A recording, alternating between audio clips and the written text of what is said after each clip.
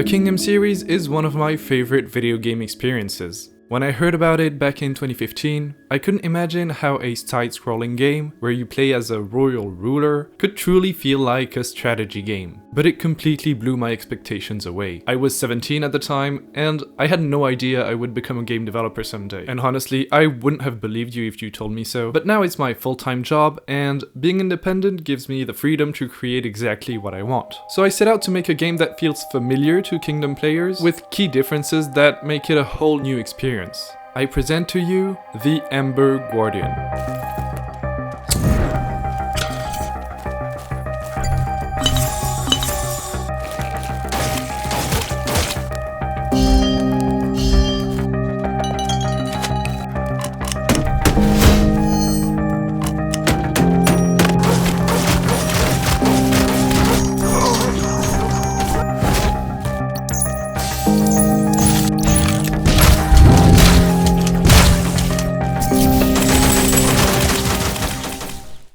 Welcome to this new series of videos dedicated to my latest project. Each video will cover a specific aspect of the game, from its visual identity to creating satisfying gunplay, all the way up to polishing the audio. I'll give you insights on how all these elements come together to create the Ember Guardian's experience. I also want to specify that there won't be any major spoilers in these videos. I'm going to stick to the content you can find in the free demo. So in this first video, we'll start by breaking down the elements that make it a kingdom-like, while also exploring how I've set it apart. So what's the first thing that catches your eye when you see a trailer, or any game for that matter? It's visual identity. Now let's play a game. You have 5 seconds to identify the key similarities and differences between those two sequences.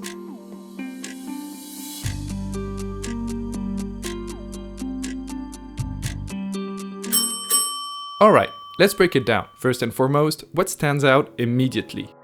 This huge body of water taking up almost half of the screen. I can't think of any other side-scrolling game that used this element before Kingdom, but maybe I'm wrong, let me know in the comments, I might have missed something. And from a game design perspective, I think this is genius.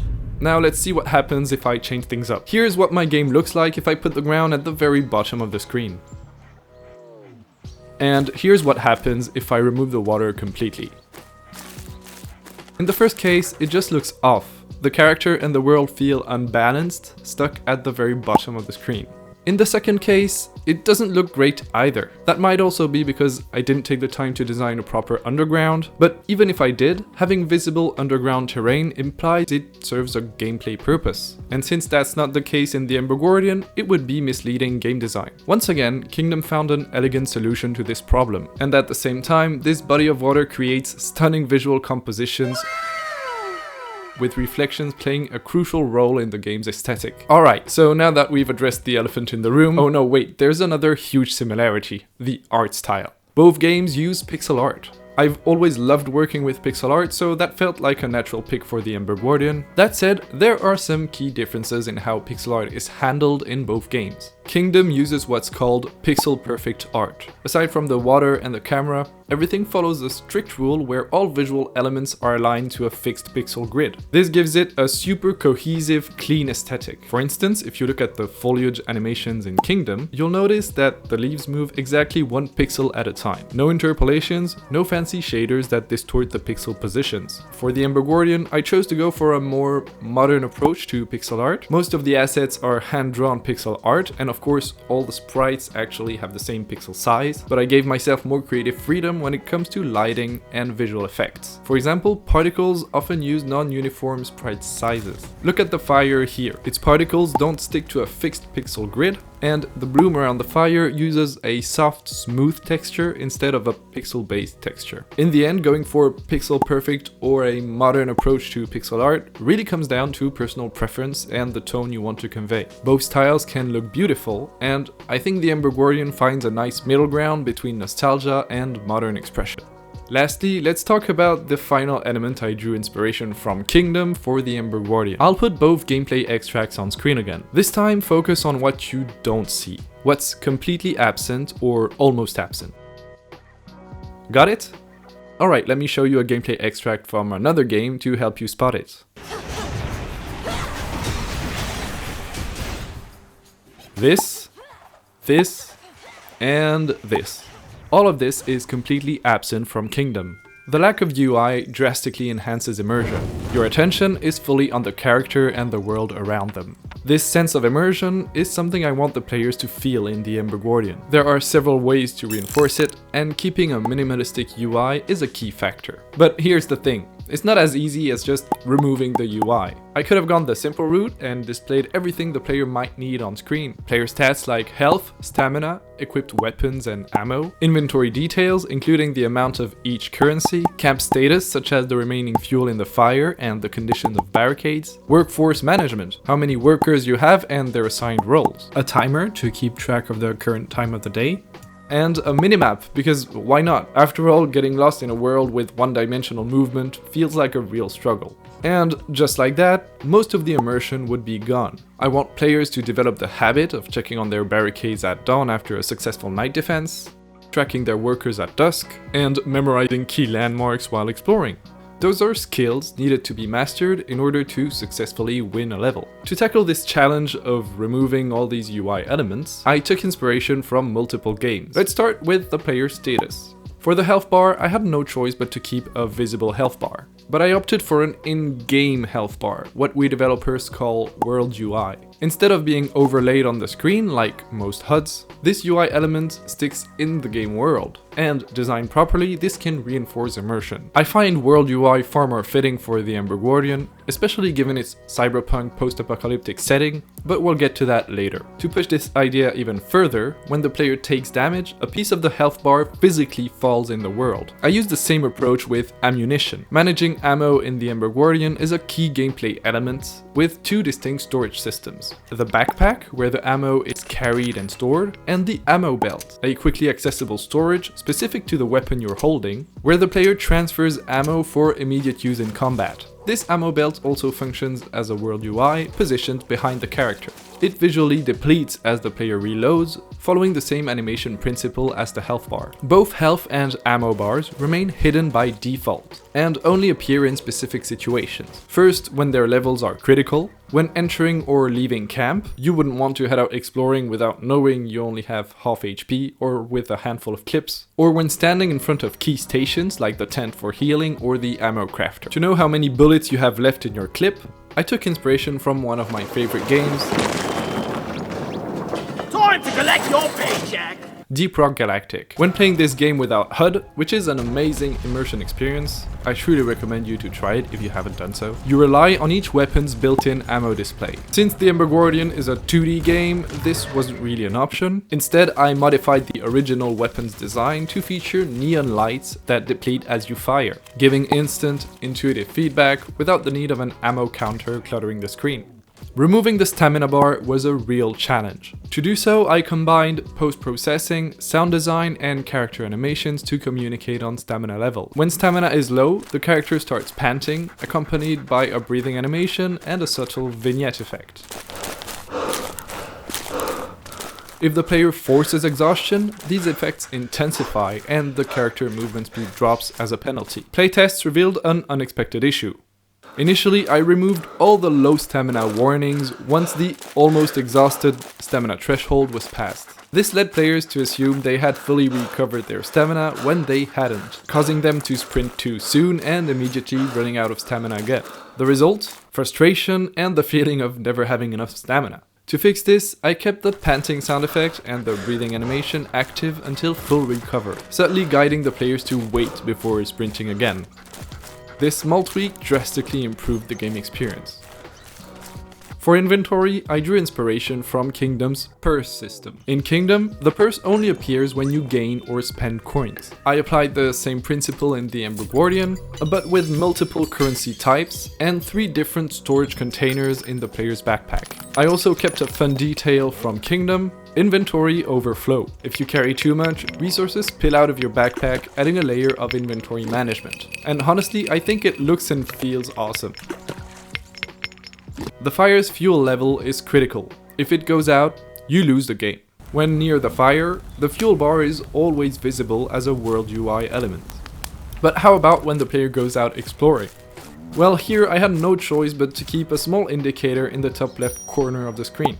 but I kept it as unobtrusive as possible. The indicator only appears when the fire loses a fuel bar, staying visible a few seconds before fading out. However, if the fuel is critical, this indicator remains visible constantly with a big warning on the screen. This is simply too important to ignore. So you might think there are a lot of visual similarities between both games, and you'd be right. But whether these choices are intentional, like the body of water or the careful work around the UI experience, or just a coincidence, like the pixel art style, in the end, they all serve a purpose. At first glance, you immediately recognize you're dealing with a Kingdom-like game. This will resonate with Kingdom fans, and hey, that might even be why you're here in the first place. Now that we've covered the main visual similarities, let's cover the main visual differences: the universe and atmosphere. Kingdom is set in a medieval world with fantasy elements, at least in the classic and Two Crown editions, whereas the Ember Guardian takes place in a post-apocalyptic cyberpunk dark fantasy setting.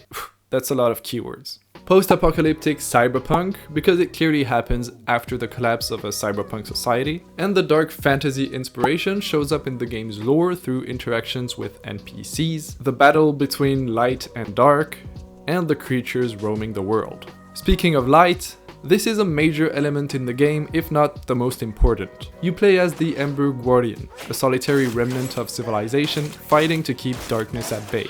You extract embers from one fire to light another.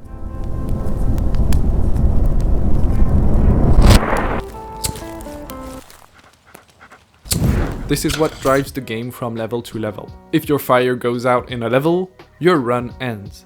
The fire also acts as a huge defensive asset, as its light actually weakens the Darklings. Finally, it plays a crucial role in resource management, as it constantly consumes fuel. But I'm getting ahead of myself, that's a topic for another video. Lighting is a tricky element to handle. I wanted the visuals to emphasize just how crucial light is in the game's lore. This means well-lit areas like the fire should feel warm and safe, contrasting with the darker, more dangerous outside world. A full day cycle in the Ember Guardian is divided in 4 phases: dawn, day, dusk, and night. I spent a lot of time refining the shift in atmosphere between all these phases, increasing or dimming the global lighting, and adjusting the sky and the sun's color dynamically through the cycle. Various props and visual effects also contribute to the general light ambience in the game, such as fireflies that will trigger at dawn, flickering streetlights, or glowing signs. One major challenge I faced when dimming the global lighting was visibility. At lower light levels, the player, workers, and creatures become nearly impossible to see, which didn't feel good at all. Nobody wants to play a game where they have to max out their screen brightness in order to make out what's happening. To fix this, I used a few tricks. For the player and the workers, I reduced how much they were affected by lighting, so even if the overall brightness drops to 0, they remain visible. However, I didn't want to do the same for the enemies, as it would have diminished the importance of the flashlight, a key gameplay element. Instead, I made certain enemies emit their own light. Some enemies reveal themselves through glowing parts, while others lurk completely unseen until it's too late. Which is exactly why the flashlight matters. I believe we've covered most of what creates the Ember Guardian's visual identity. For me, it's been a delicate balance between staying true to the genre's familiar feel, while integrating new elements that refresh the experience and atmosphere with a new setting. But if there is one key element that sets the Ember Guardian apart from Kingdom, is the role of the player. In Kingdom, you recruit villagers, assign them jobs, and order them to build structures or chop down trees. This is consistent with the game's lore. You play as a ruler riding on your mount, while all the peasants are on foot. You're not getting your hands dirty. For better or worse, this also becomes a major gameplay element. The gameplay relies almost completely on the villagers to defend your base, which makes them central to the game. I feel like it's part of the Kingdom experience, but some players might find this too passive. So this is the major gameplay element I worked on to differentiate my game from Kingdom. In the Ember Guardian, you wield guns, and your survival depends as much on managing your base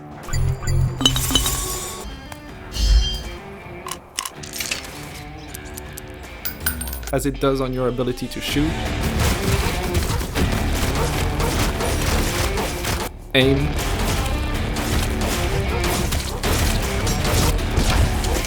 and reload at the right time.